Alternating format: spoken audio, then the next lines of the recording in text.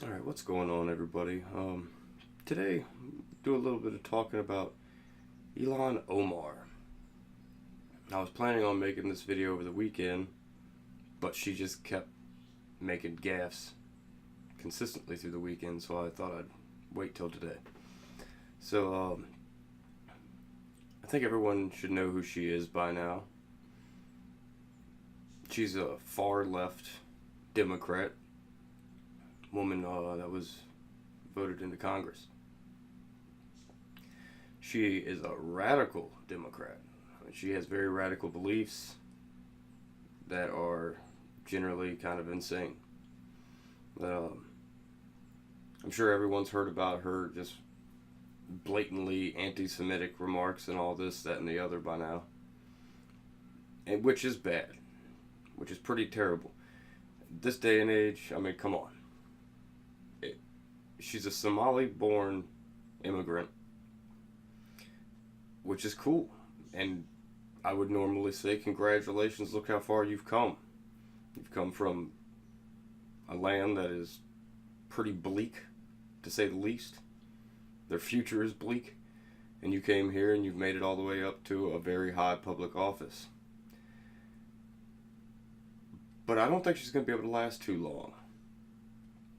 I mean, because she has said some pretty blatantly racist things about people of the Jewish faith and all that, which I understand. She is a Muslim. Muslims and Jews have not gotten along very well, but when you hold public office, that stuff, those types of little biases and whatnot, need to go away, especially when you're on the left, who's all about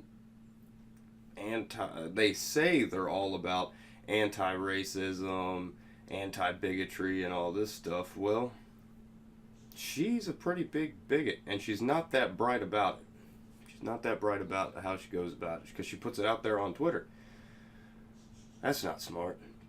I mean, Chelsea Clinton even came out about one of her recent posts on Twitter.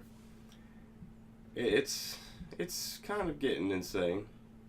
I mean, there's even other Muslims that are coming out and saying, hey, like, excuse me, this guy, I'm probably going to mispronounce his name horrifically. It looks like Zudi Yassar. He tweets, as an American Muslim, I plead that this is only a good first step to be followed by swift sanctions against Ilhan Omar. For bigotry unfit for the U.S. Congress, with removal from all committees. Ignoring this would bring the bigotry of low expectations to a new low for Muslims. And I agree. I agree with what he's saying there, because it does make, it just makes it look bad on that whole sect of people, that whole faith group. Which, my next door neighbor, he's a Muslim, and he is a great guy. He doesn't care one way or the other about anything, really. He's just a normal person, like most American Muslims are. But then you have people like her that give them a bad name, which is a shame. Because I've personally never met a bad Muslim. Just like I've never, I mean, I don't know. I don't know. It's just odd that they prop her up so hard and she does all these ridiculous things. And she does ridiculous things on so many different levels too. I mean, you have everyone stepping out against her right now because of strictly her anti-Semitism. They don't ever dive into the fact that she believes in pseudoscience, which is not good for a person that has some power in our government. For those that don't know what pseudoscience actually means, it's a collection of beliefs or practices mistakenly regarded as being based on scientific method. And where I'm going with this is her view on, recently she came out and opposed, it was, what was it? USA Powerlifting for barring biological males from women events. Well, that just they should be. Even I don't care if people are transgender. That doesn't bother me at all. That's their life choice. That go for it. Have fun with it. Just don't shove it down my throats, you know? That's what I don't like about movements and whatnot. They always seem just to get shoved down our throats. And it's like, we don't care. If that's what you want to do, go ahead and do you, you know? You're free to do what you want. As long as you ain't hurting nobody else. Or causing nobody else any grief. But that's where a lot of this goes. It always ends up causing everybody else grief. But when it comes to that situation, it is scientific fact that men are physically stronger than women. So in a powerlifting thing, her words were, men have no advantage. It's a myth that men have an advantage. When it comes to strength things, it's not a myth. It's a science. I got a couple studies here. I'll end up linking them in the description. But if you just want to glance at them, take a look at them for yourself. These are scientific studies. This isn't pseudoscience. This is real science. I'm just going to say one little excerpt from it. Men are physically stronger than women on average. A study in the Journal of Applied Physiology found that men had an average of 26 pounds, 12 kilograms, more skeletal muscle mass than women. Women also exhibited about 40% less upper body strength and 33% less lower body strength on average. Some would say that's significant. Some would say that's significant. So I think she needs to really do some reading. I don't think she reads. And if she does, I don't know where she's getting her information from, because it's pretty easy to find, you know. It's pretty easy to find information. But yeah, so I mean, there are sports where women do excel over men. Swimming, women are generally better swimmers. Horse riding, not that I even really consider that a sport, but apparently the world does. And there was another one, I can't quite, volleyball. Women seem to be better at playing volleyball than men. So yeah, it's not like, I'm not saying personally that men are any better than women, but when it comes to strength sports, yes, it's just a fact of nature. I mean, it's nothing bad against women. Just we're built differently. We're physically built differently. Our bodies grow differently than women. Just like women's bodies grow differently from men. There's things that women can do that men can't do because our bodies are physically different, you know. I don't see why she needs to. She's messing with an issue that she scientifically can't win. But that seems to be her little niche, is to say and do dumb things. And another recent thing that she did that kind of blew my mind was it's kind of funny the way it went down. She came out and said it was an outrage that some of the Minnesota TSA workers still had not received their back pay from the first government shutdown. I agree. That is kind of messed up. They need someone in payroll needs to get their butts on the ball. But then she came back and said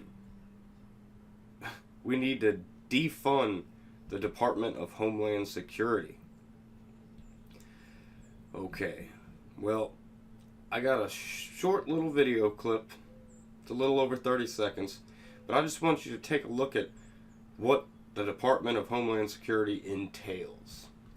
How many actual different organizations are in that. And she wants to defund it all. So give me 1 minute of your time just to check out this clip. This is the third largest agency in the government, Ed. It is $45 billion, and it's a consolidation merger of 22 federal agencies after 9/11.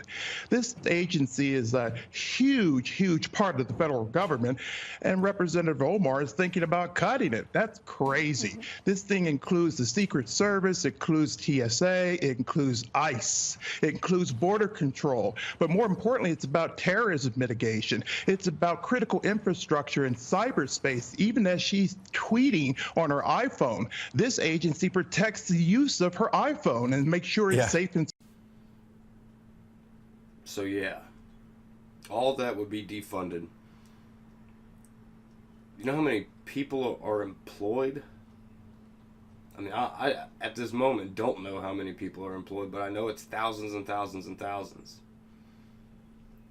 And yeah, she just wants to get rid of those jobs. That's kind of sketchy. Why would you get rid of jobs that entail protecting our country or saving lives? That's kind of an extremist way to think. But that's what the left's doing. The left's going very extreme.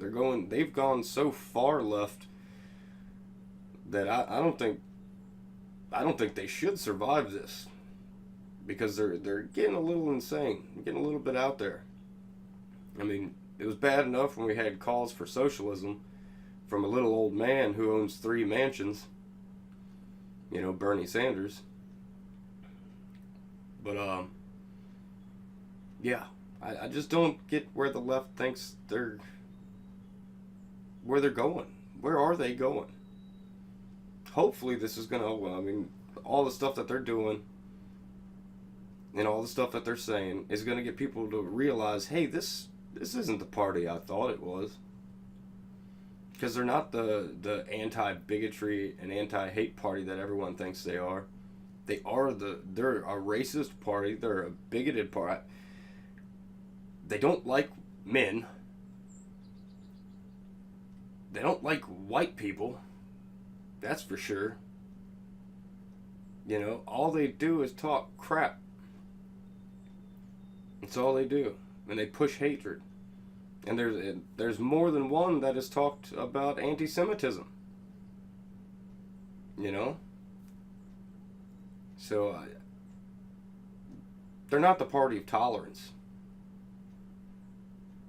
And if you think they are, you need to really do your research on them. I implore everybody to do their own personal research on these people and the party as a whole. You will be shocked at what you find. But I think that's going to be it for this video. I just wanted to put out some of the facts about her because she is kind of crazy. But this is what happens when you vote in super young people.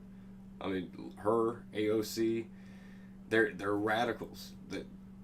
Their brain doesn't seem to be fully politically developed yet. I think that's why we've always seen so many older people in politics, is because younger people have dreams.